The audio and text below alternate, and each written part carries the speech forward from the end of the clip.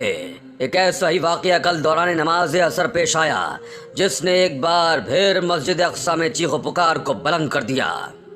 دوستو، عصر کی نماز کا وقت ہوا تو نمازیوں کا ایک سیلاب مسجد اقصی میں داخل ہوا۔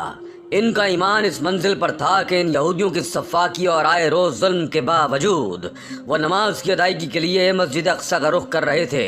انہی میں ایک عمر رسیدہ بزرگ بھی شامل تھے جن کی ریش اور سر کے بال سفید ہو چکے تھے۔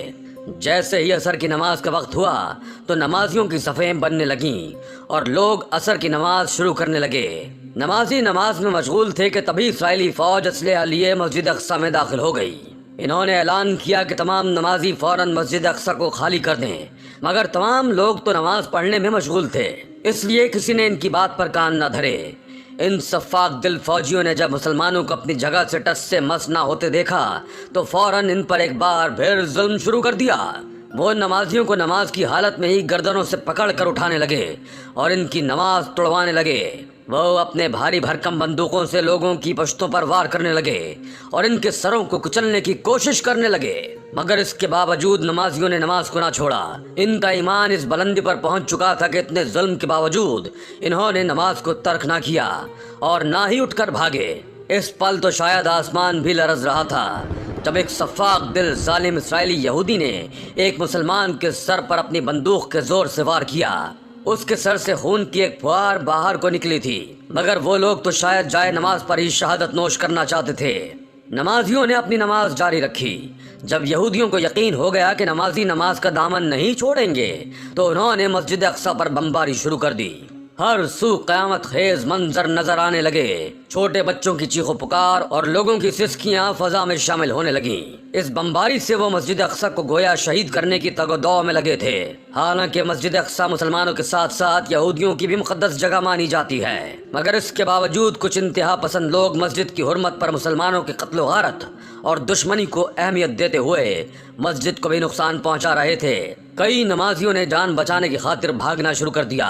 یاد الہی میں مشغول وہ نمازی تو جیسے صرف وجود سے یہاں تھے، ان کی روح تو کہیں دل کی گہرائیوں میں گم پرواز کرتی ہوئی اپنے خالق حقیقی سے ہم کلامی میں مصروف تھی۔ دوستو، اب بمباری کا سلسلہ مسجد پر شروع ہوا تو مسجد کے گنبد کو جگہ جگہ سے شہید کر دیا گیا۔ اندر ابھی بھی کئی نمازی موجود تھے۔ گنبد پر جب ایک بار پھر حملہ کیا گیا تو صحن میں موجود نمازیوں سے لے کر اندرونی حصے میں موجود نمازیوں کی جان پر خطرہ لاحق ہو گیا، کیونکہ اگر وہ گنبد گرتا تو نہ صرف اندرونی بلکہ صحن میں موجود تمام نمازی بھی جان کی بازی ہار سکتے تھے۔ گنبد ٹوٹ کر ان نمازیوں کے آس پاس گر رہا تھا۔ ہر سو زلزلے جیسی کیفیت تھی، زمین کانپ رہی تھی۔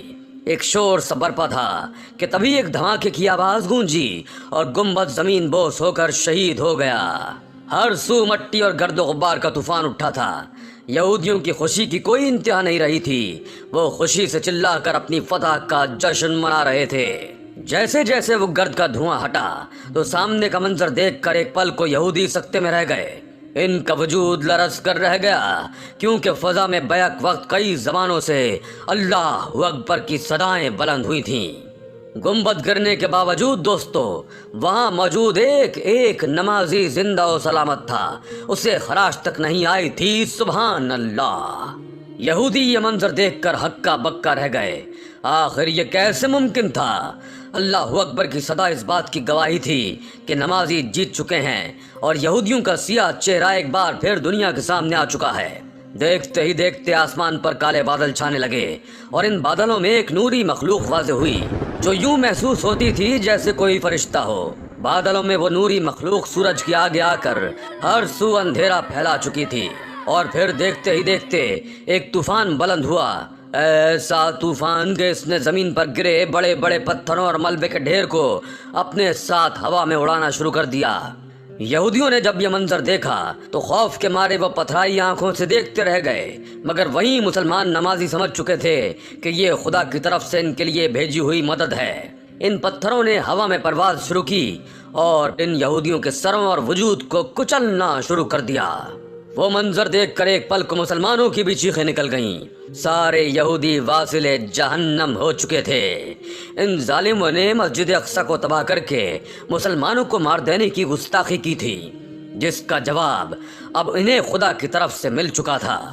وہ عبرت کا نشان بن چکے تھے، مگر کیسے بدبخت تھے کہ اتنے معجزات ہونے کے باوجود ہدایت نہیں لے رہے تھے۔ ان کے دلوں میں نمازیوں کے لیے اس قدر نفرت تھی کہ وہ انہیں قتل کر دینا چاہتے تھے، مگر وہیں نمازیوں کے ایمان کو سلام، جنہوں نے سر پر موت کھڑی دیکھ کر بھی نماز کو نہ چھوڑا اور خدا کی عبادت میں مشغول رہے۔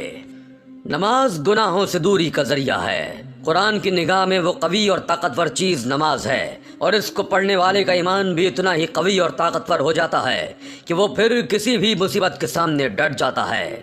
بے شک نماز گناہوں اور برائیوں سے روکتی ہے۔ اس آیت کی روشنی میں نماز وہ طاقتور اور قوی شے ہے جو انسان کی حفاظت کرتی ہے اور اس کو برائیوں اور گناہوں سے روکتی ہے۔ حضرت عبداللہ بن عمر رضی اللہ تعالیٰ عنہ بازار میں تھے۔ مسجد میں نماز کے لیے اقامت کہی گئی تو آپ نے دیکھا کہ بازار والے اٹھے اور دکانیں بند کر کے مسجد میں داخل ہو گئے۔ یہ دیکھ کر آپ نے فرمایا، ایسے ہی لوگوں کے حق میں ہے۔ سبحان اللہ! ان مقدس ہستیوں کے نزدیک نماز دکانداری سے بڑھ کر تھی، اسی لیے یہ اقامت کی آواز سنتے ہی سب کچھ بند کر کے نماز کے لیے حاضر ہو جاتے تھے۔ اور اب مسلمانوں کا حال سب کو معلوم ہے کہ دکان کے پاس مسجد ہونے کے باوجود جماعت کے ساتھ نماز ادا کرنے کے لیے حاضر ہونے کے بجائے اپنی دکانداری میں مصروف رہتے ہیں، اور اس اندیشے سے بھی نماز کے لیے حاضر نہیں ہوتے کہ پیچھے سے کوئی گاہک آ جائے اور وہ خالی چلا جائے۔ اللہ تعالیٰ انہیں نماز کی اہمیت سمجھنے اور اسے وقت پر ادا کرنے کی توفیق عطا فرمائے، اور ہمارے فلسطینی بھائی مان میں رکھے، تمام مقام مقدسات کی حفاظت کرے اور کافروں کو جڑ سے نیست و نابود فرمائے۔ آمین یا رب العالمین۔